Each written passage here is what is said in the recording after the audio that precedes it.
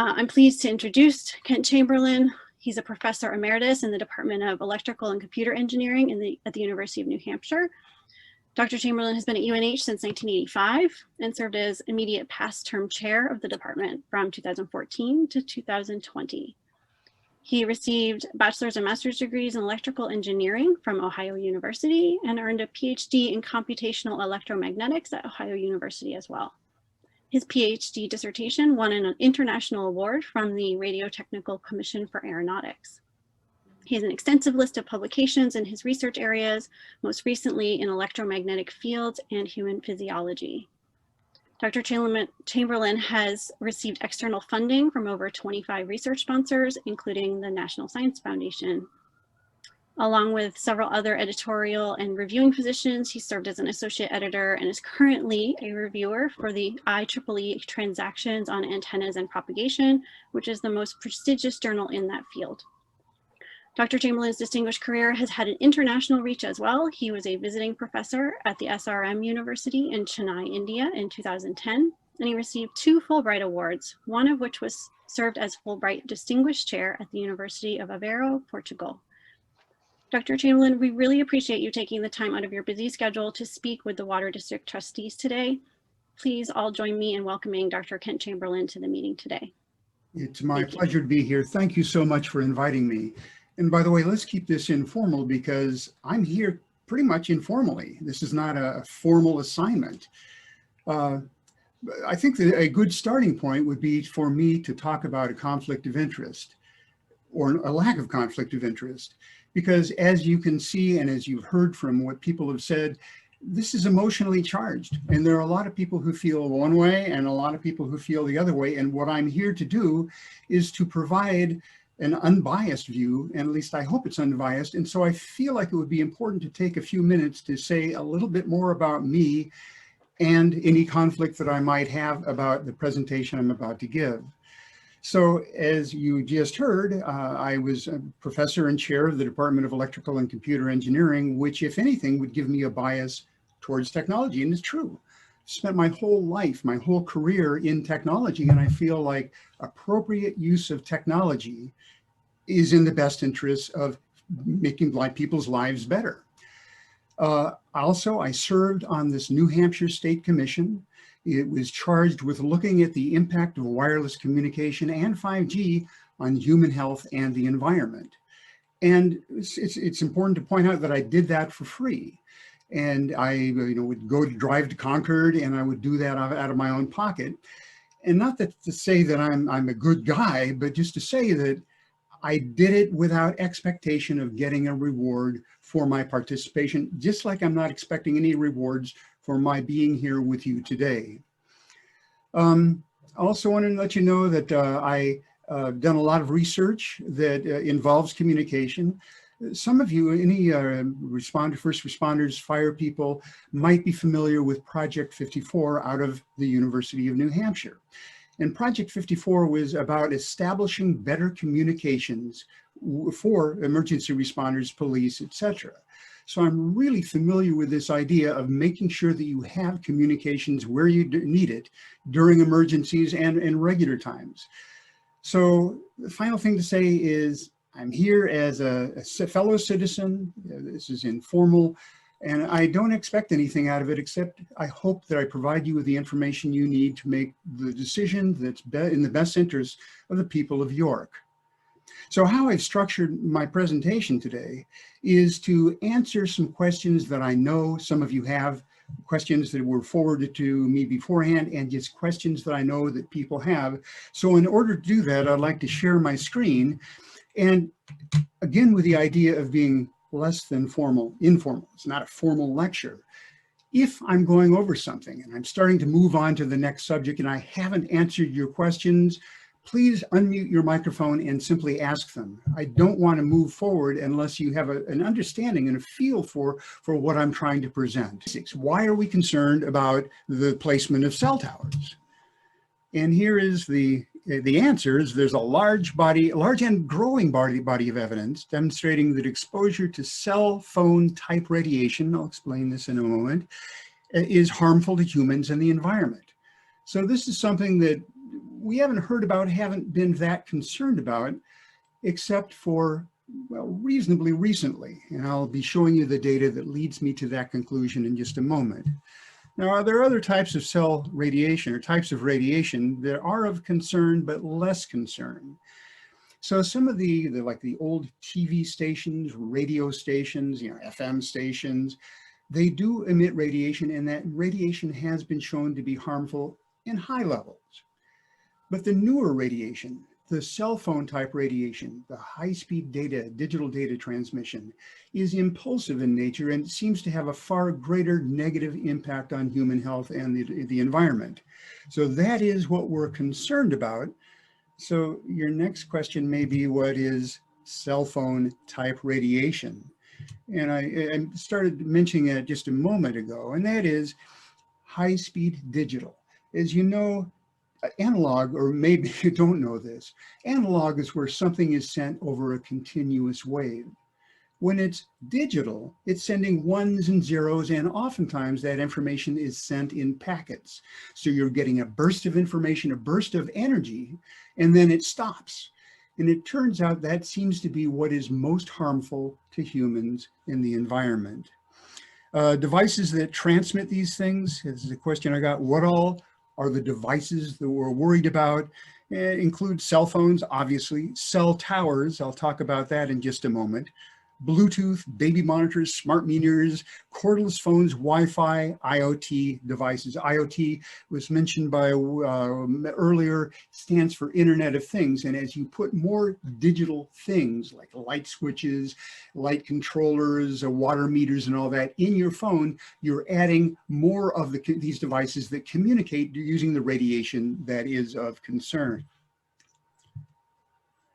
So commonly asked questions too, what are the differences between the signals from different wireless devices? Now, you really don't need to know any of the details for this, but the one thing is that on the devices I showed on the last slide, they all emit the types of radiation that are of concern.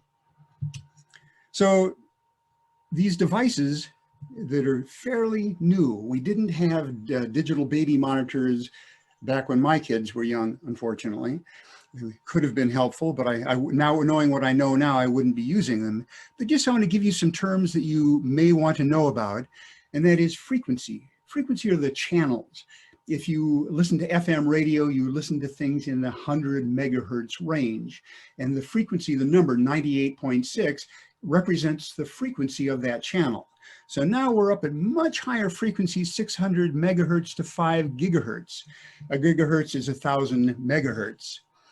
I know we're not talking about it today, but 5G, which is coming along, is going to extend that to a higher frequency range. And higher frequencies are of concerns, but I'm not going to be talking about 5G today. So different device types use different protocols. So what I'm talking about now is what are the differences between these different devices, between a cell phone, for example, and the wireless monitor and smart meters.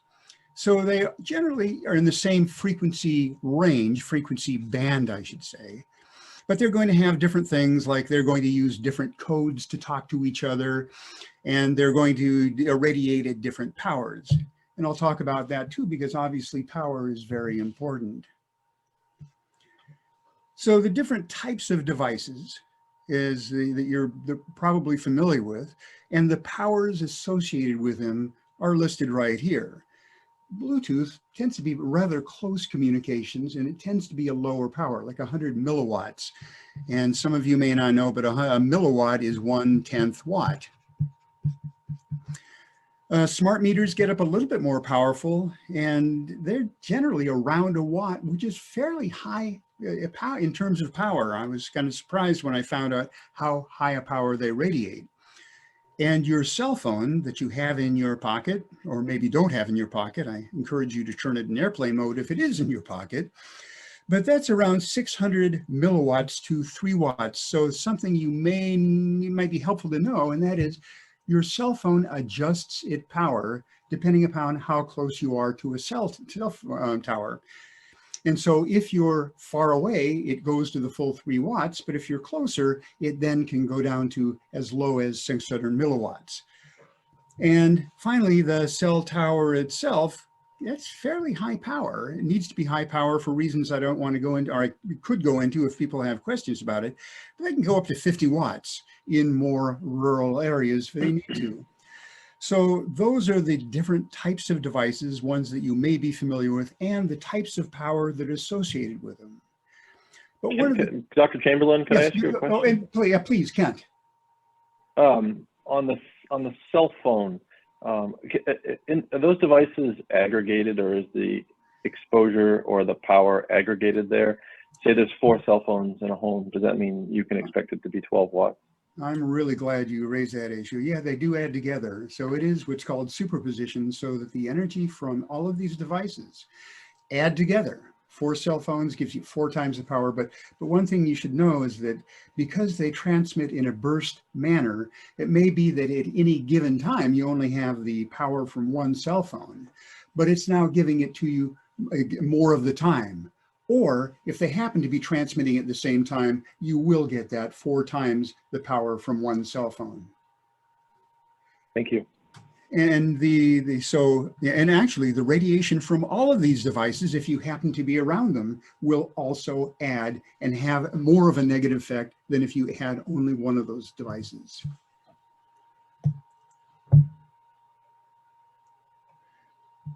Just continuing on with these questions, and now it gets into antennas, because a number of people have asked me about that. Basically, what does an antenna do to a cell phone signal? And the answer is that they focus energy in a particular direction.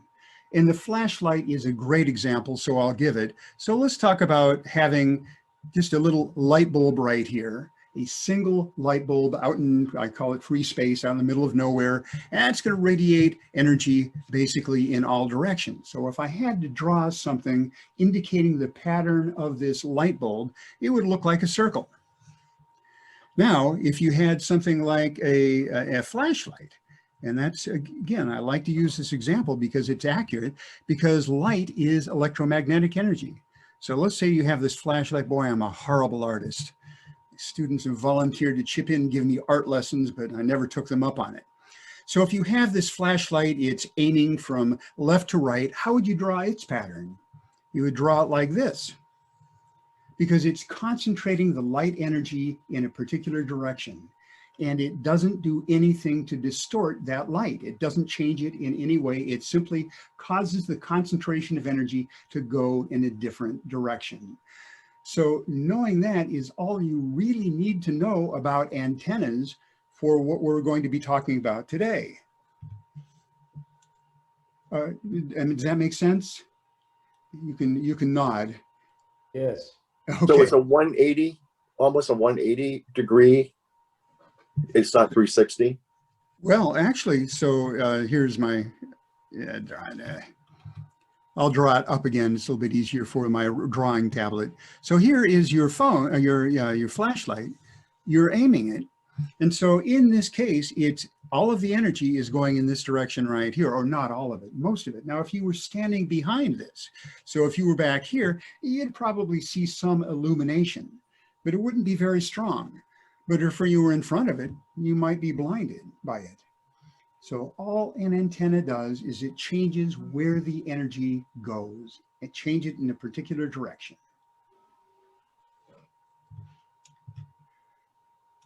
So as I know, it doesn't change the frequency or the information one single bit. You still have the same information, the same electromagnetic energy.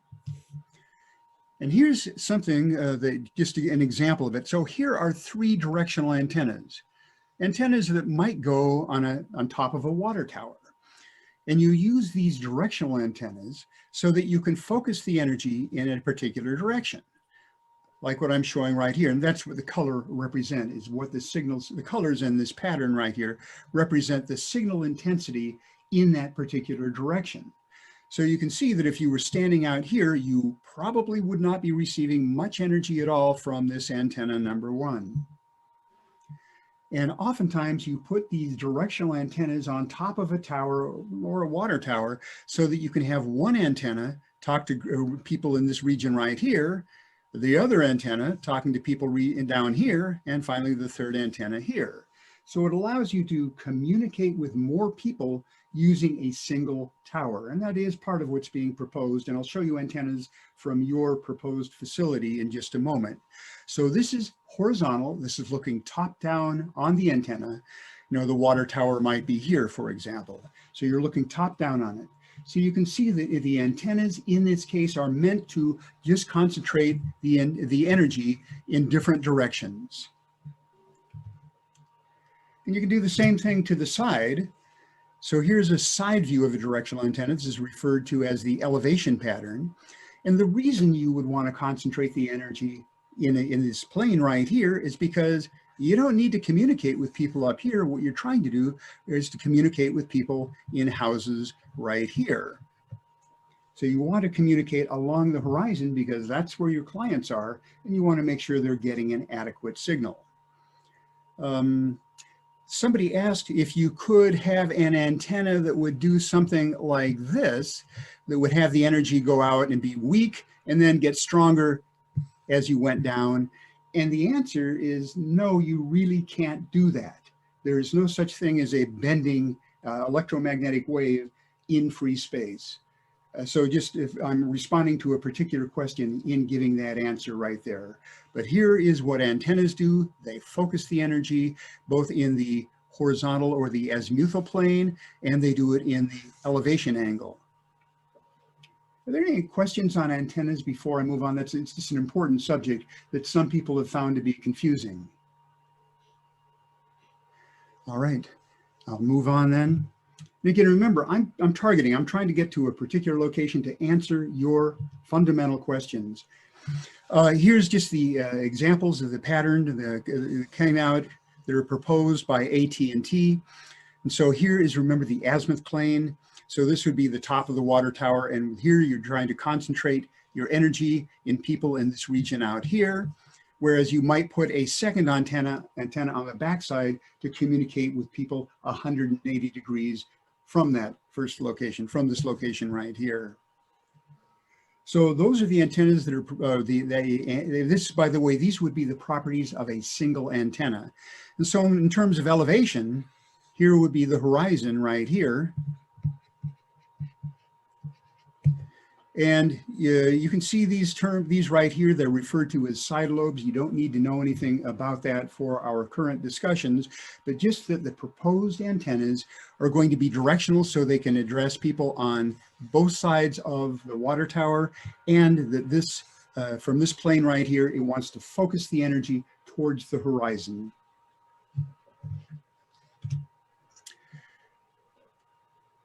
Here's an important one, and that is, how does the power from an antenna vary from distance?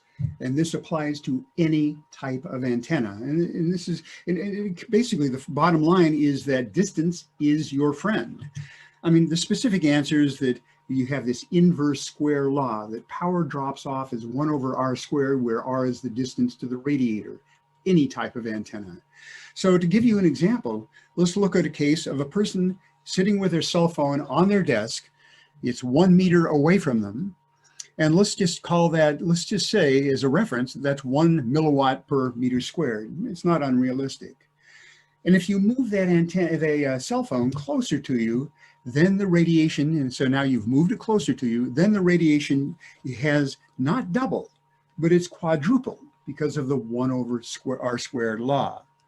And if you move it closer yet again, in other words, put it in your back pocket, then, oops, I don't know if that, yeah. Put it in your back pocket, you're going to get some huge amount of energy. And in this case, I'm calling it 24 kilowatts. You would need to do modeling to get an exact value, but this does give you a reasonable sense. You get a very strong signal, such a strong signal, in fact, that if you look in your user's manual, or if you look in the legal statements on your cell phone, it's there, you have to look for it. It says, don't put this device next to your body. It's not good for you. It'll harm you. But How many of us put our cell phones in our pockets, or worse yet, in our bras, and don't think a thing about it? So it's definitely not a good idea. What you want to do is keep as far as possible from the radiation source so that you'll have a lower exposure. And we have a hand up, Oh, the okay. Gilardi family. Yeah. I'll just ask them to unmute.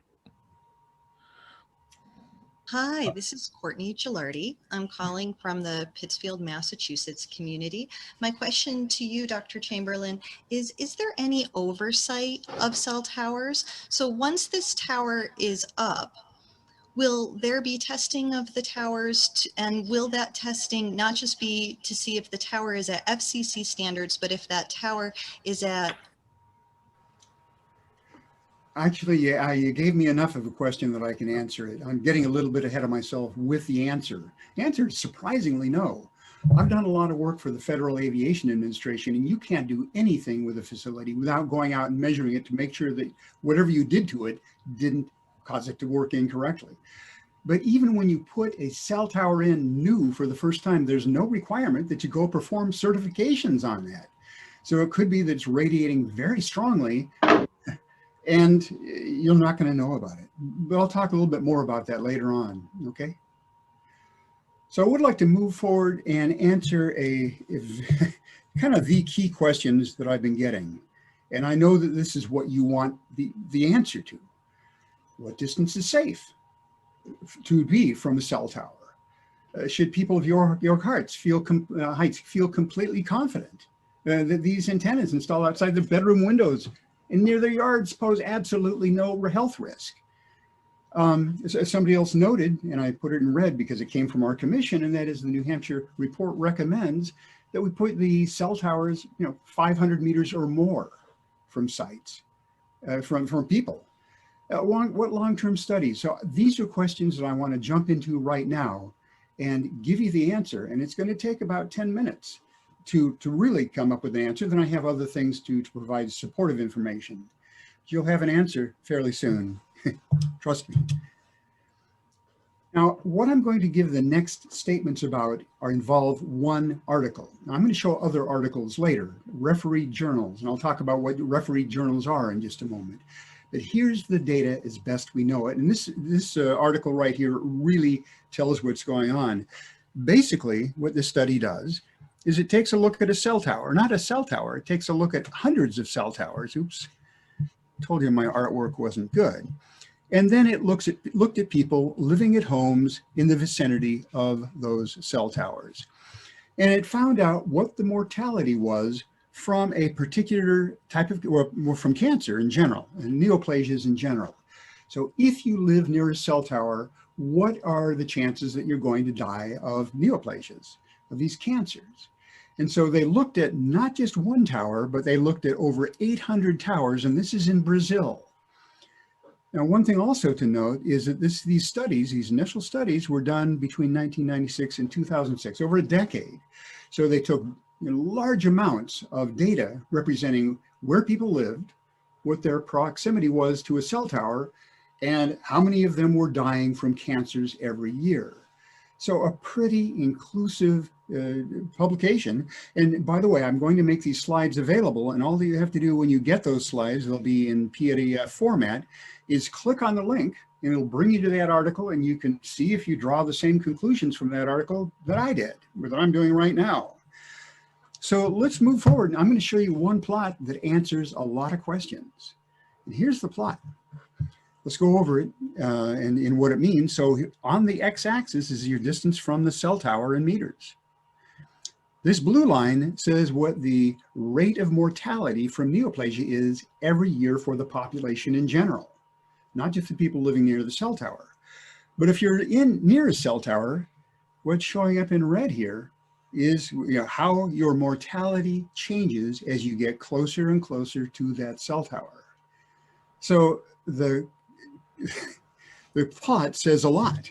So if you're close to the cell tower, you can see an appreciable increase in your mortality rate compared to the population in general. And a test that you can perform is, what if you get farther and farther away from the cell tower? Well, as you'd expect, you get roughly the same mortality as people who live way away from it, the population in general. So now to answer the question about where the 500 meters come from. Well, if you look the curve, you'll see that there's a break in the curve around 500 meters. In other words, it was a pretty sharp increase, and now the slope is beginning to change as you approach 500 meters. Now, this isn't just a single study that I'm referencing right here. There's a lot of others. There have been a number of other studies that confirm what is being shown on this plot, but I thought it was just a really easy to digest plot that says, hey, as you get closer to these cell towers, your chances of getting a cancer are higher. Another important thing to say, very important thing, and that is we're only looking at cancer here. There are lots of other physical ailments, physical problems that occur as a result of exposure. We're looking at simply one of them right here. So let's put this in a little bit of perspective, this 500 meters right here, and look at what's going on in York. So here's a site that you've probably seen before. It's in fact, I got it from your proposal. And it shows the water tower and it shows the surrounding regions. And if you put in 300 meters, now why did I pick 300 meters instead of 500 meters? Well, 500 meters doesn't fit on this plot. So if you look at this, you'll see, that this is going to cover basically all of the neighborhood, all of the people who are shown, or whose houses are shown on this plot. And the Drews, I assume this is you also, that you're in this area. And certainly Wendy Roberts, you're in there also. So if you look within 100 meters, and then you go back to this plot, I mean, that shows pretty significant increase in risk from neoplasias. I mean, this isn't made up stuff. This is for real, and it just shows that your risk from just this one single disease is significantly increased.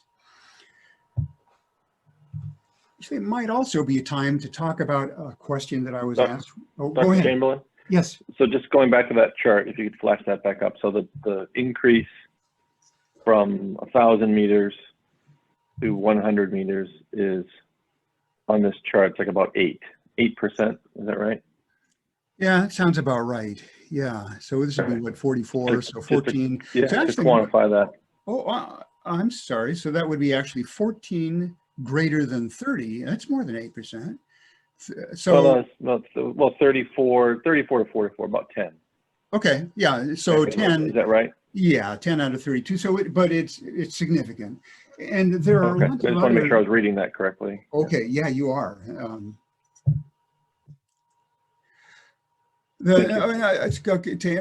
want to respond to questions I've had about real estate values. I don't want to go into it in too much detail, but yes, this is something the New Hampshire Commission did look at, and we decided not to do too much about it in terms of requiring that you get RF readings in the house before you sold it. It just didn't want to go there. But one thing I'd like to point out is that yes, at some point, the proximity to cell towers is going to be a significant factor in housing prices. I'm showing you an article that was 10 years old. And why don't more people know about it? You'd think that with information like this, that people would be going, whoa, let's let other people know about it. But it turns out, as I've found out from serving on the commission, this information travels slowly for a couple of reasons. One is the news outlets. Where do they get a lot of their revenue from? They get it from cell phone companies. And so they probably would think twice about publishing something that says, hey, these cell phones that we're advertising are probably bad for you. So that's one reason that you probably haven't heard of this before. But over time, and I'm finding out, more and more people are becoming aware of this. And at some point, there will be that tipping point where people say, I don't want to buy a house near a cell tower, for the reasons that we're talking about here. As you get closer to the cell tower, your risks of certain very serious diseases increase. So before I move on, does that seem to address, or do you have questions about that? Because that is kind of the ta-da moment for this presentation. If you were on the fence about whether or not risk existed, this might push you over. So what are other people doing about it? I just want to also let you know that, and this is kind of back up my statement about more and more people are becoming aware of this.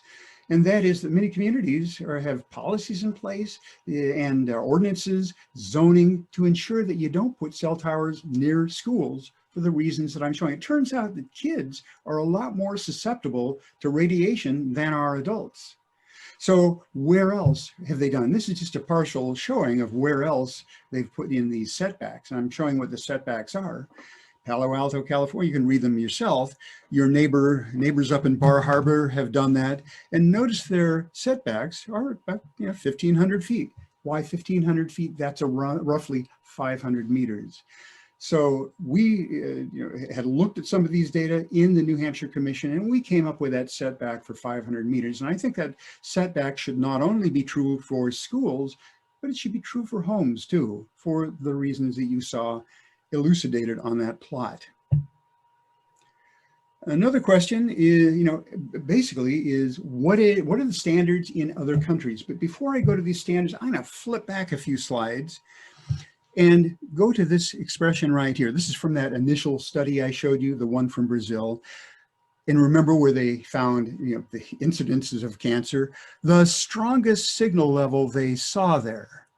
When they went out and made measurements, they had a meter very much like the meter that I have, and that meter showed 407.8 milliwatts per meter squared. So when you measure the signal level from these cell towers, those are the units you use, or something similar to it. And I can go over that if you have questions. So 407, I want you to think of that number as we go ahead and look at what the standards are for the United States and for other countries. So here we are, and if we look at, and so here, notice this is the flux density in what I said were milliwatts per meter squared, and 400 is roughly here. Can we call that 408? And so if you run that up, you'll see that in the United States, you are well below that threshold. And by that 408, you should want to be much lower than that. 408 was the highest level seen in that study, and that's where they know it causes cancers. And so you go to Japan, you're still in coverage, and finally you come down to Israel, you're kind of on the line. It says it's okay to be exposed to that level of radiation, but then look at China, Turkey, Bulgaria, Belgium, and they would be below that standard, and they would, if assuming that the level of radiation was actually being measured, they would be able to mitigate it or turn the site off. So where do we stand in the world? Our standards are very high. Very high in the sense that our thresholds are very high. So what goes on in other countries? The other countries do measure and publish RF levels. And as I was mentioning to the caller from Pittsfield, we don't require that we make measurements at cell towers even when after they've been installed. Now, there was a group that went around and made measurements on cell towers just randomly, and then a movement like that's going on right now, and they found several notable cases where the cell tower radiation far exceeded even the FCC standards. So, just want to mention that.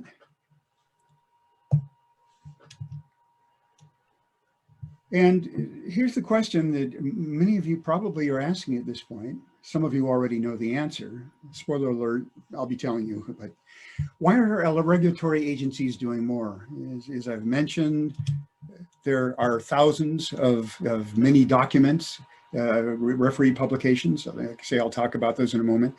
That say there is a problem with exposure to RF radiation. Other countries have much lower RFR, that stands for radio frequency radiation thresholds. FCC standards were set in the 1990s. In fact, the Telecommunications Act of 1996, Section 704 says you can't use health as a reason for turning down a cell tower placement. So, and also I should note that during our commission, the New Hampshire Commission, we approached the FCC from a number of different angles, asked them for speakers, sent them questions, and we never got adequate responses. They gave us BS responses. So the question is, what's going on with the FCC? And I'm going to answer it with a single slide. I could spend a lot longer on it. But catch this. It says, in fact, I'll read that in just a moment. The title itself of this report, and I should note that this report comes from Harvard University, so a prestigious university with ethics department, saying or identifying the FCC as being a captured agency. And the title alone, how the Federal Communications Commission is dominated by the industries it presumably regulates. If you want to, scary reading, get this report. It's online. It's linked right here. And, so if you want to link to it and read it, you can. And the one statement, which I think is worth reading, industry controls the FCC through a soup to nuts stranglehold that extends from its well-placed campaign spending in Congress through its control of FCC's congressional oversight committees to its persistent agency lobbying. In other words, the FCC has been taken over. This isn't conspiracy.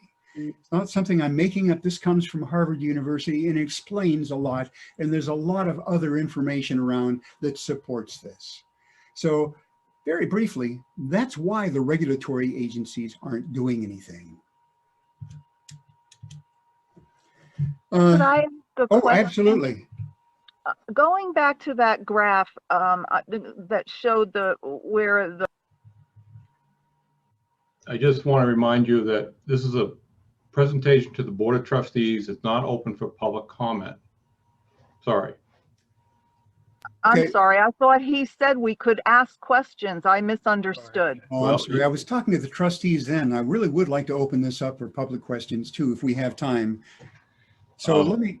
Well, we made that very clear. This is a presentation to the Board of Trustees only. It's not a public hearing. It's not, Okay. not open this I up. misunderstood. I misunderstood. So just one kind of an update on that, what happened, why the FCC's being a captured agency. It looks like there's progress being made in the courts because they are being sued right now. And this is in February of this year. The Environmental Health Trust is taking them to court, and it looks like they're making progress. This one comment from the judge is very encouraging. During oral arguments, one of the judges told the FCC, "I am inclined to rule against you." And I listened to some of that hearing, and the FCC was giving really lame answers to the questions that the FCC were, that the judge was asking, the same type of questions that we were asking. Like, why won't insurance companies insure cell phone radiation? But I'll mention more about that later. So things are moving forward that at some point, and if this lawsuit is won, it could bring about great changes in the way cell towers are located. So moving right along, peer-reviewed publications. This is something that's been asked is, okay, you're referencing all these peer-reviewed publications. What is a peer-reviewed publication? The answer is that if I have an idea, a scientific idea, or I want to just express a theory that I have, I write a paper and I send that paper to a journal. And journals, whoever gets the journal will first of all look at it and say, well, does this belong in our journal? And if it does, they will send it out to experts in the field. And those are called reviewers. And so typically they're sent to 3 reviewers. I've seen it go to 5 reviewers though. And these are recognized experts. And to become a reviewer, you have to, and I'm a reviewer, you have to go through a little bit of a process to show that you're qualified to be a reviewer, such as your pedigree, your background, and papers that you've written. So it goes to the reviewers. Reviewers are generally not kind, or oftentimes are not kind. They're very thorough in making sure that what you've done is correct.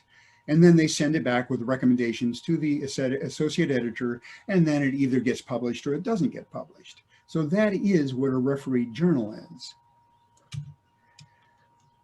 So I'm going to be showing these, and then the next question that I get, and these are particular from proponents of 5G, and they say, oh, the only articles that say things that are bad about 5G and radiation are from fringe journals. I'm really not quite sure what a fringe journal is, but it suggests that there are low quality journals. But yes, there are low quality journals, but it's very easy to tell the quality of a journal. And I'll mention that in just a moment. One thing that I had to do as an associate editor for IEEE, the Institute for Electrical and Electronics Engineers, was to be aware of other journals. So I would use that information to evaluate the quality of publications. And also as a department chair, I had to know and be able to identify what a quality journal was.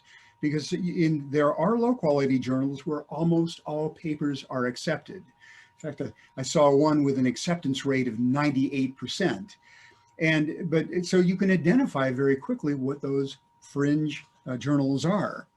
And so what I did on these was to look at the publications and look at things like their impact factor, look at their citation index. There are a lot of things that you can do to find out if you're dealing with a quality journal.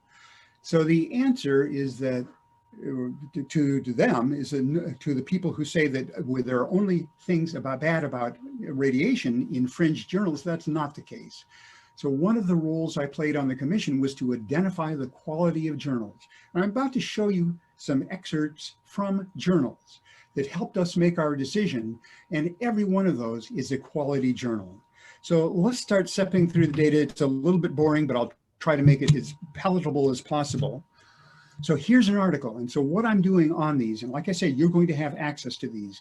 I'm giving the article title, I'm giving a quote from the journal, and then how to get that journal.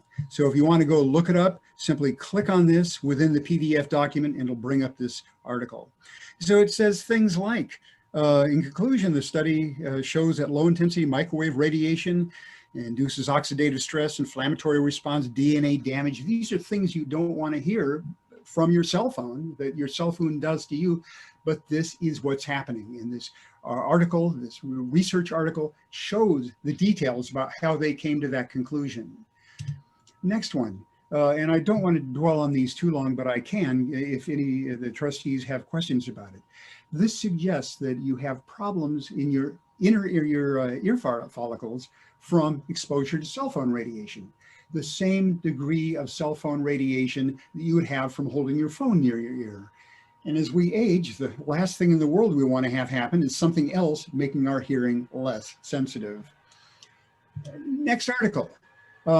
These findings show that these electromagnetic fields have significant biological effects on skin fibroblasts. Your fibroblasts are what help provide collagen and help generate new skin. You don't want to have your electromagnetic radiation causing problems with that. Here's an important one. I mean, they're all important, but this one right here deals with psychological things that can happen as a result of exposure to cell phone radiation. Things like, when you can read them here, some of the important ones that I know people have reported deal with insomnia, headache, depression. Now, a lot of these, there are a lot of causes for these, but one thing I recommend to you is that if you or anybody else in your family suffers from insomnia, get in the habit, try this for a week of turning off all electronics. Put your phones in airplane mode, turn off your Wi-Fi, and see what happens. I've heard from a number of people that all of a sudden their insomnia goes away, they're sleeping better, and there are other problems that tend to go away, other physical problems. Just be aware of this. I could say more about it, but I want to move through the material. Male fertility, this is a big thing. Perhaps you've heard about it. It's in decline. The male sperm count is down, as is the motility. And that's happened roughly during the period that we've had cell phones. And it's a significant decrease. So cell phone exposure, and oh, by the way, and where do men carry their cell phones? Right close to the area that's going to generate the sperm. This one involves blood, and in particular the blood in the placenta, and it shows that there are changes, and they've done the studies that showing that there are very discernible changes due to radiation exposure. Here's one that if you're interested in the environment, there are a number of studies that look at what happens to the vegetation in the vicinity of cell towers. And it turns out that not good things happen. that first of all, you start getting degradation of the vegetative growth on the inside, the side facing the cell tower, and then that degradation spreads to the entire tree, and it happens to other types of vegetation. So even that should tell you that there are problems with cell phone radiation. And also insects. We all know and we've heard about how insecticides affect bees and other pollinators. It turns out that you get a double whammy if you at the same time expose them to cell phone radiation. So it impacts the environment, the trees, flowers, and insects. So a commonly asked question I get after that, and like I said, I could go on for thousands of those articles. I didn't want to bore you with them, but I wanted to show you there's a big evidence, a body of evidence, showing that there are a lot of different types of problems, not a single type of problem, but many different types of problems from cell phone radiation. A commonly asked question number 5. And that is, did the published studies show harm with cell phone? Did all the published, that's got to get that word in there. And the answer is no. Some of them shows problems and some of them don't. And by the way, I should point out in the early studies of smoking and its effects, the early studies of asbestos, and you name it, sugar, trans fats, or whatever, not all of them showed problems. In fact, only like 5 out of 6 people who smoke get lung cancer. So that's a conflicting or contradictory evidence. For every person, every long-term smoker that dies of a ripe old age of something other than lung cancer, that's a bad data point. So usually early on, you start getting these contradictory information. And then as more and more information piles in, you start getting more and more certain of a particular claim, like the claim that cell phone radiation is not good for you. So here's an example, and this answers the question about who depends on who funds the research. This comes from a guy, Professor Harry Lai. He's at the University of Washington, looked at 126 cell phone radiation studies, and he found that only 28% of the industry-funded studies showed biological effects, whereas 66% from non-industry funded research found biological effects. So that's it kind of says a lot. So yes, scientists can be bought. And that's one reason I didn't want to accept any money for giving this presentation. So this information, remember I said that as time goes forward with a claim like this, it either proves or disproves it. So if you look now, flash to 2020, in the updated figures, the neurological studies, 73% of the studies showed a problem or effects with radiation. You look at genetic effects, 65% of the studies showed that there was an effect. And with free radicals, it's up to 91%, because that's one of the main concerns about exposure to the fields is it causes oxidative stress, which leads to these reactive ions. So that's what's happened. That answers the question, I hope, about whether or not they all show a problem. Well, no, they don't. So the conclusion, I'm now flashing back to the commission, just to give you briefly, I'm getting near the end, by the way. Our conclusion, cell phone radiation, including 5G, poses a significant threat to human health and the environment. The relative risk is not clear, and that's why we need more studies. And this relative risk, it's important for me to point this out, and perhaps now, and that is, if you know what the relative risk is of something, you can decide whether or not it's worth doing.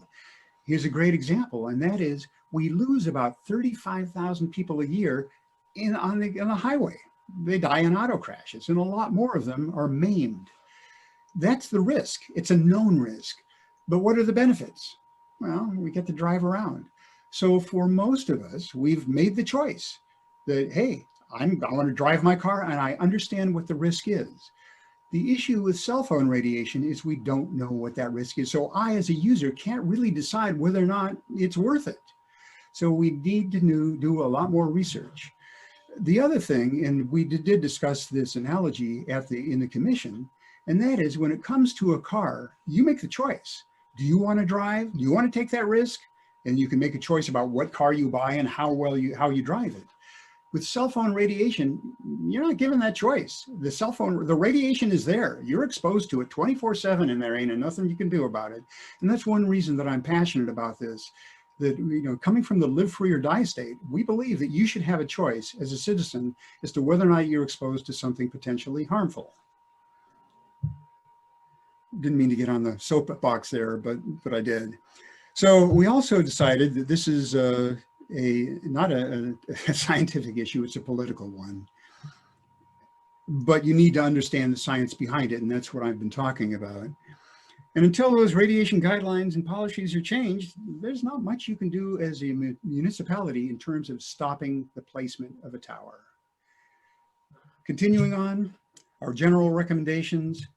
We're going to seek independent evaluation of FCC guidelines, and how we're going to do that is we're imploring our federal delegation, our federal senators and representatives, people from the House, to put pressure on the FCC. Although if the lawsuit is successful, the one I mentioned earlier, they may not have to do anything.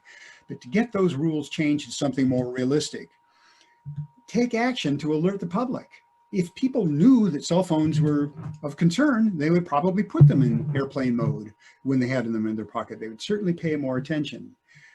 And encourage the migration to wired networking. I grew up, when I started using the internet, it was on wires. It's a lot faster. You don't get the radiation, and we still have much of the infrastructure in place. And there is money available to put in wired networking if anybody's interested, but we're not going to get into that right now. We also want to perform radiation. We're advocating the performance of radiation measurements. We talked about this earlier. Just if you're going to have a cell tower, not only make the measurements on commissioning, but also periodically go around and make sure that nothing's changed. And then work with whomever, with groups, to protect trees, make this an environmental issue.